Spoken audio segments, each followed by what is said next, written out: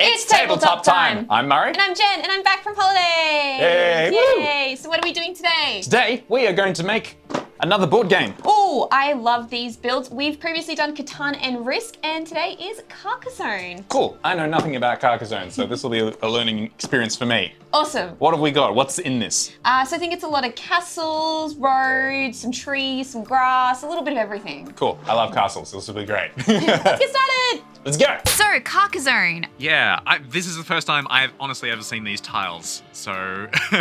So I've played Carcassonne once or twice before, but it's been a long time, so I'm not 100% sure how the gameplay works to some degree, but we're gonna go for aesthetics over playability, like we do for most of our board builds. Yeah, we want to have some really cute representations of these little board tiles. So we're gonna enhance them, make them a little chibified, sort of like we did with Catan, even though they're little buildings, so we're gonna have those pop out of the ground. I noticed that the scale between the tiles is a bit weird. The churches out in the wilderness and the bandits on the side of the road, they're all about 5 times as big as within the towns themselves. Yeah, the people outside the towns are giants for some reason, but that's okay. We're just gonna sort of try and make it as cohesive and, again, as Murray said, as chibified as possible. Yeah, I think this sort of justifies us deciding on the scale that we use, since they don't even conform themselves. We're basically dividing up and conquering, so you take on the huge amount of walls here. How are you going about that? Yeah, so one of the things we decided we really wanted to do was not lean on 3D printing this time around, or even the laser cutter. We wanted to try and make things by hand, and considering the scale of Carcassonne, I thought that this would actually work really, really well. So to kick things off, I grabbed out a few different types of wood that we had lying around the studio, such as these popsicle sticks, which I thought would make really good gates. Once I was happy to the size that these were and cut them in various lengths, I also grabbed a few skewers and started cutting them off as the little round turrets that would be on either side. All the walls are segmented up by all these inbuilt turrets and towers in the wall themselves, so it makes a really good way to modularize all of the wall sections. So we're going to do that and then build them up, paint them, and then attach them as a final step onto the board, I think is our plan. This took a good couple of hours, but I think it was worth the effort. So what were you doing in the meantime, Murray?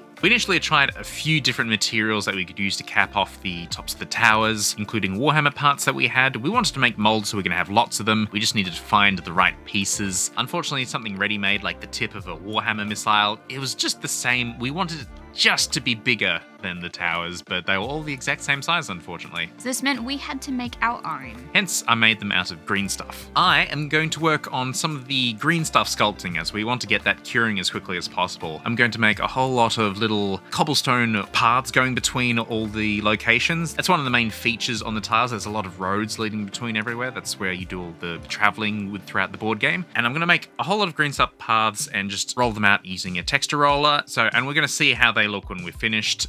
Even if we don't end up using them, I think it's a good idea to have options. But I'm also going to take the opportunity to make a whole lot of little conical tower tops that we can stick on the walls and the gate towers and all around the map. A material that we don't use very much at the studio is balsa wood, but by golly, we have a lot of it. Yeah, no, I had this idea to see if we could make all the tiny little houses out of this. It takes a little bit of practice to get the really nice clean cuts. You want one straight sawing motion in one direction, not going backwards and forwards, otherwise you get those sort of tears in the balsa wood. Yeah, there's definitely a weft to the grain. You need to make sure you're cutting on the right edge, and I, many a time, destroyed a few houses doing this process, but the texture that it gives off was well worth it. Gave a nice quality and character to the little houses, so we're definitely going with this.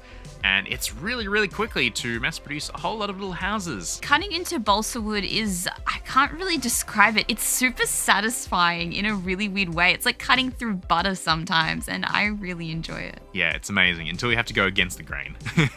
Now, with the flow going for all of the little houses, it's time to start working on the big churches. Now, I'm going to more or less go with a big style. We want them to be a big centerpiece for those tiles, since it's the only thing on those tiles. So it needs to stand out a lot, so I'm using the really big scale once again. They're just going to be really big, impressive churches. So I'm going to go with larger bits of balsa wood and basically cut them down to size. Since they're going to be a lot bigger and the only thing on these tiles, I'm going to do them the courtesy of giving them a lot more detail, basically customizing them to look as close to the original churches painted on the tiles as possible. These look so adorable. They actually look like little game pieces you would have gotten in the original Carcassonne box as well. You've done a really good job. Yeah, thanks. No, I was quite inspired inspired by the houses that we made for Catan. So yeah, no, this was a bit of fun. For the front curvature of the church, since the rest of it's quite angular and I could use square bits of balsa, I used some round wooden dowel just to create those points of interest and just shave them off to match the slope of the roof. And again, with the addition of some more green stuff roofs to cap off the top of the tower of the church, these are pretty much done. I thought that we'd have to make molds for these, but there's only 4 of them in the whole set, so it's done. Woo! And it looks like you're getting ready to just spray every single house in existence here. Yeah, pretty much. It looks like this thing goes on for infinity, but it doesn't. There is a lot of tiny little houses on this, and to make my job really easy, I went and sprayed this with a white matte primer and then a cream on top to match the colors on the board. Nice, that'll save a lot of time. Yes, it will.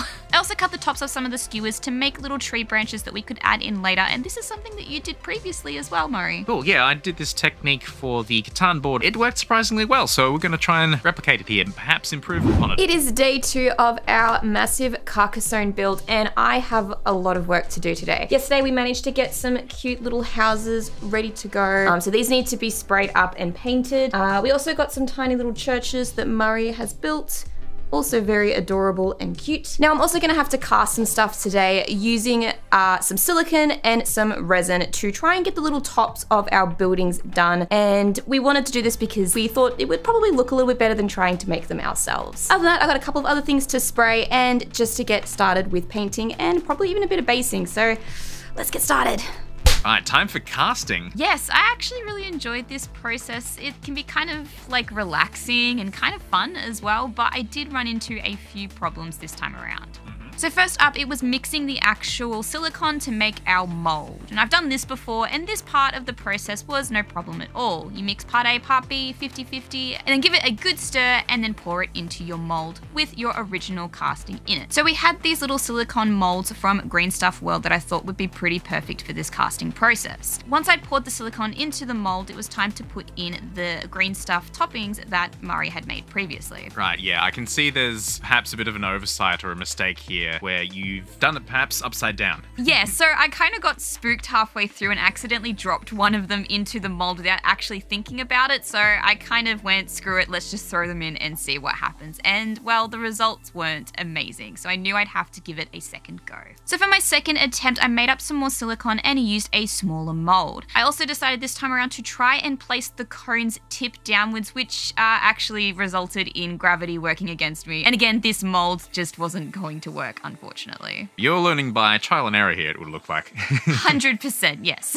With the new mold made and I thought that it could work pretty well, it was time to start using the UV resin. Now, I'd used UV resin before with casting processes, and it usually has turned out okay, especially with smaller objects. However, this time around, I did find that it wasn't actually curing properly, which meant that the molds were turning out kind of weird and lumpy, and it didn't go all the way through as well. There were a lot of air bubbles in these that needed to come out. So in the end, I decided to scrap this idea and start with a brand new mold.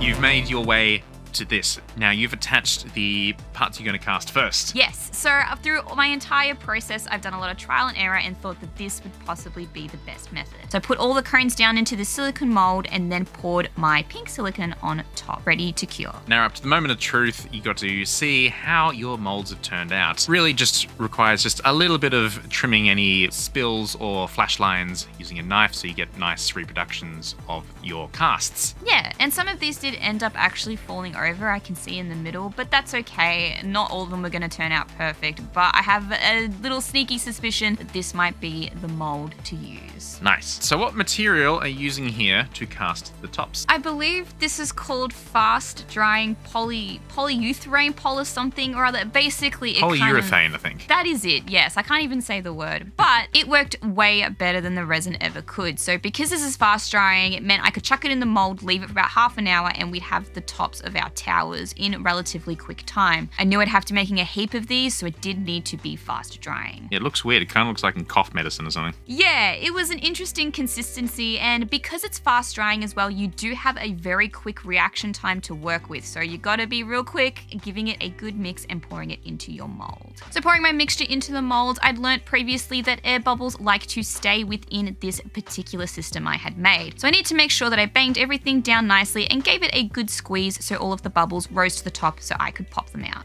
Yep, no, that's a good way to do it. I found that even with trying to push around the resin in the ice crystals that I made a cast for, air bubbles were still trying to find a way to hide in the corners. It's so frustrating, but the best thing to do in this case, yeah, is to pretty much try and squeeze them out as best as you can. I removed any of the excess from the top just by wiping it off and then let it to dry for about 30 minutes before starting another and another and another mold process. Cool. Now it's the moment of truth. Let's see how they turned out. You know what? I'm actually pretty proud of these. I thought they turned out pretty well. Yes, there's a couple that will need a knife to quickly just go over the tops of them to make sure they're nice and sharp and pointy, but otherwise to get a lot of casts in a fast amount of time, I'm pretty happy. Yeah, and you will get better casts as you go on and refine your way of getting out air bubbles, so that's not a bad start. Yeah. With a lot of the little buildings and such done, I think it's time to start working on the actual tiles. Yeah, 100%. So while I was doing the casting, I mixed up some texture paints that we could put on these boards. Now previously we've used a lot of AK Interactive stuff, but this time around I wanted to try and make my own. So I used a bunch of texture paint that we have in the studio that we do use for various projects. We even used it on the Risk one before. And I mixed in some smaller stones to make the ground. Nice, nice. I also want to say that we took photos of these boards before covering them up with all this texture paste, so we knew where everything was going to be. Yes, that was a very smart move.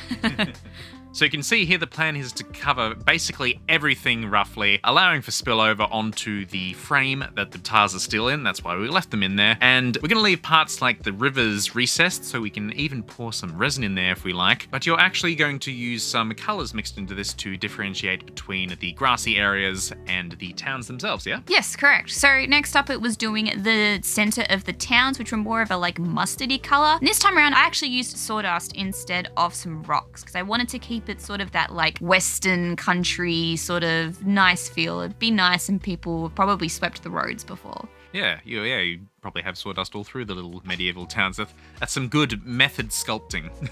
I think it's really interesting working at this tiny scale. You want enough texture to make it interesting, but if you put too much on, you make it look sort of really weird and yeah, it's not realistic. Yeah, it was actually really hard to find rocks that were small enough that didn't look like massive boulders all over the place. This was the finest type I could find, and I think it works okay. If I could have finer grade, I probably would have used that instead, but I think that this kind of shows the rocky edges of the riverbank in this case. Yeah, no, it's gonna turn out really well, I think.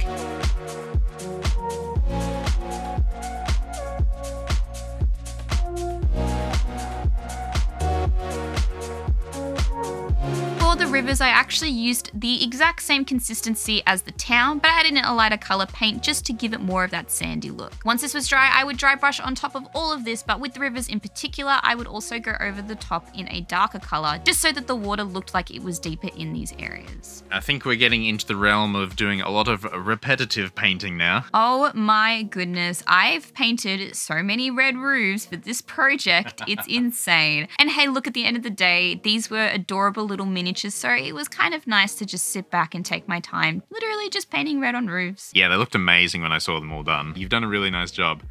And again, I really like the little windows and doors that you painted on. Yeah, I felt like they were kind of boring with just the red on them, so I wanted to give each of the houses, and especially the churches, just that little extra touch of flair. Jen has finished painting all the little houses and cathedrals that I made. Well, we made really, but they look super cute. Yeah, they're pretty adorable. We got all the little Tudic windows and cross beams all over them, and we have a huge amount of them. So we'll have really nice populated towns.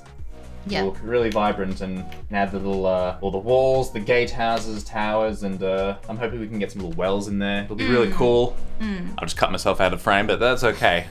Yes, there's still a little bit more to make. I'm going around and trying to cast all of our towers, which is going okay. Every time I do a cast, it's like a little bit easier, a little bit better. So I'm confident that we'll get that done today. And we've got spray and blue and they're pretty much done, which is great. Nice. Yeah.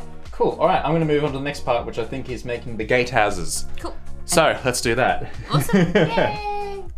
So technically there are two kinds of gatehouses on this kind of board. One of them has a gate and a portcullis and everything. The other one doesn't have a gate. It's just to break up the monotony of just the walls, I guess. Yeah, I'm surprised you noticed the difference, to be quite honest. I thought they all looked exactly the same. Didn't notice it until I realized that roads didn't go to some of them. So to differentiate this, I've just got bigger chunks of balsa wood in between the big square towers in some of these, and we'll draw a gate on some of them, and some won't have gates on them. Super easy. And to further differentiate this, I'm going to paint the tops of the sloped roofs on these ones blue as well. So that should help with things. And out of the same lengths of square balsa, I'm also going to fashion the big towers that are sort of in the town centers. And we can put on some of the taller cones that I fashioned out of green stuff and Jen molded, so they will come along really nicely, I think. So once that was all dried, we just went over that with a nice rough dry brush. We're going to cover most of this in flock, but we want that nice rich brown underneath. And in the towns is going to be more or less similar, just with a nice dusty vibe. I said before that I hoped that we could improve upon the trees that are made for the Catan board, and just upon using some of this really sticky glue, I think that I found a winner. This is holding the flock material a lot better. Yeah, this glue that we managed to find somewhere is like the holy grail of glues. It's like super tacky craft glue, and we've been searching for this stuff forever, but it was right under our noses the whole time. So I think this is what people refer to us when they tell us, oh, use the Uhu glue or whatever for, you know, stringy saliva and stuff, which Uhu glue is an actual brand that is entirely something else here. It doesn't behave that way, but I think that's what this glue is, this weird unmarked brand. Remind me a lot of mozzarella cheese. Yeah, that stuff left strings everywhere. Oh my god, it's a tiny tree. Tiny broccoli. Now came the final part of the project, actually gluing everything down. Yeah, we're gonna go from wilderness to civilization in a very, very short time lapse. We used the same glue that we found before, as we found that its adhesive properties were perfect for just making sure we only had to glue once and not knock anything over. Yeah, PVA would take a long time and you'd need a lot, and super glue would just sort of ooze out and not get a good bond. So this glue worked perfectly. So sit back, relax, and enjoy this little montage as our city comes to life.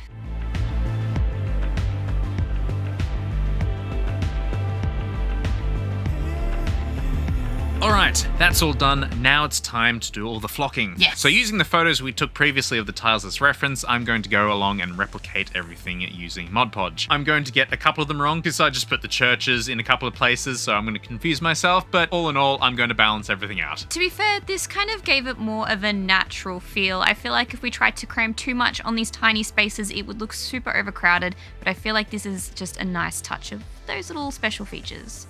Yeah, I'll go with that. So for the last bit of the project, it was just adding those special little touches, gluing those final things on, and the last exciting part, popping out all of those tiles. Yes, we've left them in these frames for so long, it's time to take them out. It's time. I'm gonna pop some of these out. So let's oh, gentle. The glues. Oh yeah, there's some resin as well. That'll need some cleaning up. It's all good. It's all good. Hey! There we go. We've got a river. Let's have a town.